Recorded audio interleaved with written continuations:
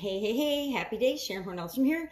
Day 572 of documenting my journey as I transition from the brick and mortar world of corporate America and businesses, lots of different businesses, to the online world of business. And today I titled this one, Burn Your Bridges Behind You, because that's what I talked about in my Supersize Your Business segment today. And it's really an interesting topic. I actually have a lot of strong feelings about this from a personal standpoint as well as a business standpoint. Personally, to me, burning your bridges behind you means that you cut yourself off from any other option.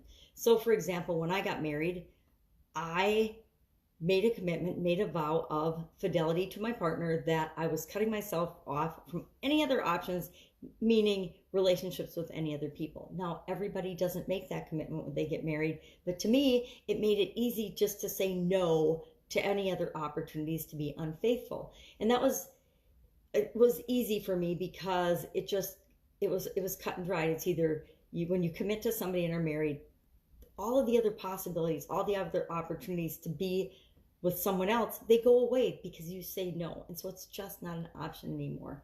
Same is true when we commit to a course of action, when we commit to a business.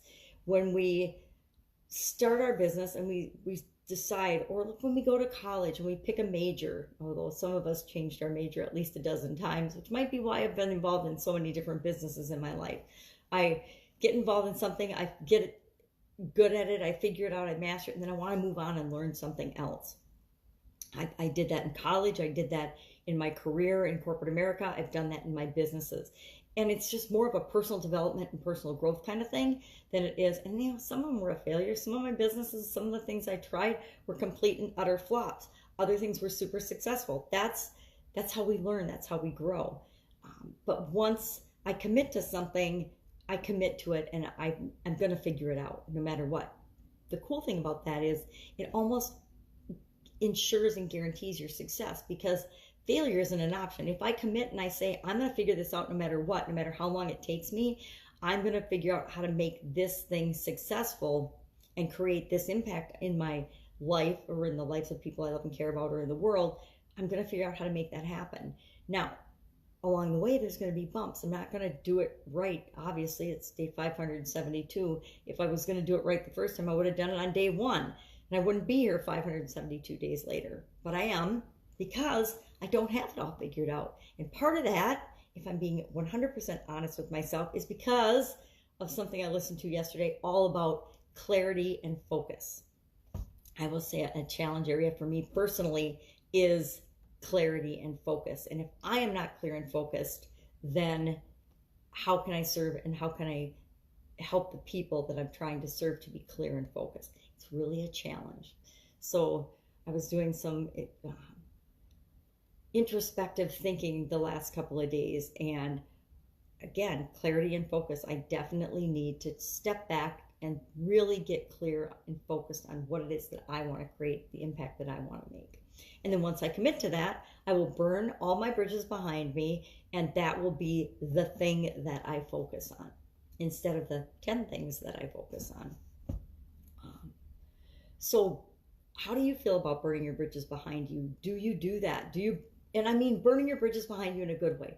I don't mean burning your bridges behind you by saying something mean or behaving inappropriately in a situation that you can't really take back or go back from.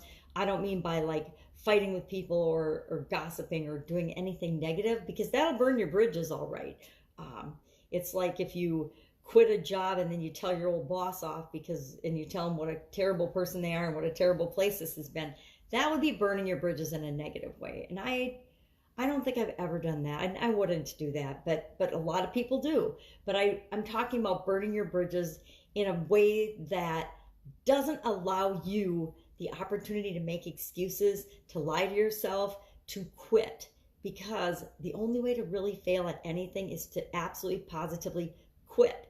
Now, there's a difference between quitting because that's the right course of action and the right decision for you, and quitting because you want to give up on something. There's quitting because it's positive, like forgiveness. Forgiveness is quitting. Forgiveness is stopping feeling bad about something that's happened in your past, either that you've done or someone else has done, and just letting it go. Not forgetting about it, but just letting it go. So that's a good kind of quitting. Um, I would say letting go of negative emotions is a good kind of quitting. So doubt, worry, fear, anxiety, depression, anything that weighs you down and is negative, letting go of that stuff, that's a good thing to quit. Letting go of and giving yourself the opportunity to make excuses and not do what it is that you want to do or say that you're going to do, that is not the good kind of burning bridges. So burning bridges behind you doesn't let you let yourself off the hook. It makes you hold yourself accountable to do what you say you're going to do, to achieve what you say you're going to achieve. And there's going to be bumps in that path. There's going to be bumps in that road. There's going to be, things that take you 572 or maybe 1,000 days to figure out, but you'll figure it out if you're committed and you say, I don't get to go back to square one. And the truth is, it's almost impossible to go back to who we were before, anything in the past, who we were before who we are right now, if that makes any sense. It's almost impossible to go back. You can't really go back to past relationships. Some people make it work. I don't know how, but they do. You don't really want to go back to previous jobs or previous things that you've done before and mastered before, because you've grown, you've changed, you're a different person now based on all the experiences that you've had. So as much as we spend time thinking about and dwelling on and worrying about and commiserating over the past, we really can't do anything about it. So it's a lot of wasted time and energy and effort that we can be putting toward focusing on and being present right now and saying, okay, yeah, that happened. That sort of stunk. I was really stupid back then, but I'm not that same person now. So what am I going to do now? What am I going to choose now? So it's probably a good thing that we burn our bridges in terms of saying, I'm always going to move forward in my life. I'm always going to continue to grow and develop and be a better person. And if your goal and objective is to always be a better person and be a better version of you and the best version of you that you can possibly be at this very moment, you will go on that path of success and continuous improvement. And you'll have a better, happier life than if you give yourself and give into, going backpedaling and allowing yourself the opportunity to buy into your own, BS, basically, because we all have tapes and stories and experiences and things running in our mind that try to convince us that we're not good enough, that we don't deserve the things that we want. But it's just nonsense, and it's just a lot of crapola that we've been fed over the decades and over the years, depending on how old we are, that we can either buy into and believe, or we can say, yeah, that doesn't make sense. That doesn't make any sense. Why does everybody else get to have what they want, but I wouldn't be good enough to have what I want? That doesn't make any sense logically, but on an emotional level, it can still play on us. It can still play on us negatively in our subconscious. If it didn't, we'd all have exactly what we want right now. As soon as we think about it, we would already have it. But it's our beliefs and the things that we allow into our thinking and into our lives and into our feelings that hold us back from what it is that we want.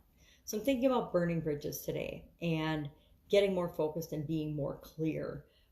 I'm really kind of beating myself up today because I said yesterday I would start a YouTube challenge and I wasn't ready for it and I didn't do it. I could make a bunch of excuses, but I just didn't do it. And I absolutely hate when I don't keep my commitment to myself. And I even said yesterday, I'm going to figure this out no matter what. I'm going to find time for it.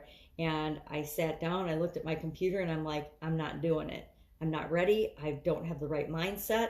I'm not focused. I'm not clear. I'm not doing it. And so I can beat myself up and say I didn't stay true to the commitment to myself, which is very unusual for me. Or I can say, okay, I wasn't ready, and I made a conscious decision to say, I'm not ready to do this right now. I'm not in the right energy. I don't have the right clarity and focus to do this today. I'm not going to do it today. And so I'm going to choose today to take that as my position on it instead of beating myself up all day about not having done it yesterday. And I did go to bed last night after midnight thinking, why the heck didn't I do this? Why didn't I get it done? And I still, at midnight, I didn't have the right mindset to do it, right? I'm not going to hop on YouTube video live and do something if my energy isn't right. Because guess what? Your energy always comes across no matter what. So if my energy's not right, I shouldn't do it. And so even though I told myself I was going to do it, I also needed to burn my bridge and say, yeah, you're not doing it because you're not right. I guess we're not right a lot of the times.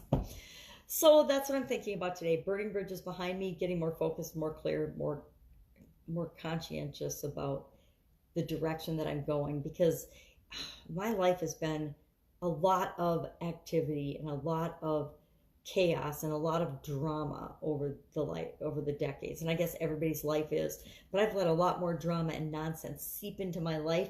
Not my drama either, other people's drama, than I really need to or should, because I thought I had to.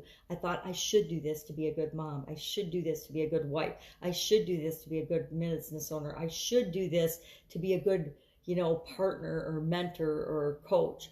And a lot of the shoulds that we do are absolute utter nonsense. They say don't should all over yourself. I love that saying because it's so funny, and maybe because I spent so many years shoulding. I should do this, I should do that. But I didn't ever check in with myself and ask myself, how do I feel about this? Yeah, I should do it according to other people, but do I even want to do it? Do I even care about it? Is this something that's important to me? And should I be spending my time and energy on it? And sometimes the answer is, yeah, no, yes. Everyone around me thinks I should think this way or do this, but doesn't feel right to me. And I have to always go with what feels right for me. And you have to do the same thing. What feels right for you? That's it. Go out, make it an awesome day. Do what feels good to you. And I will, of course, be with you tomorrow.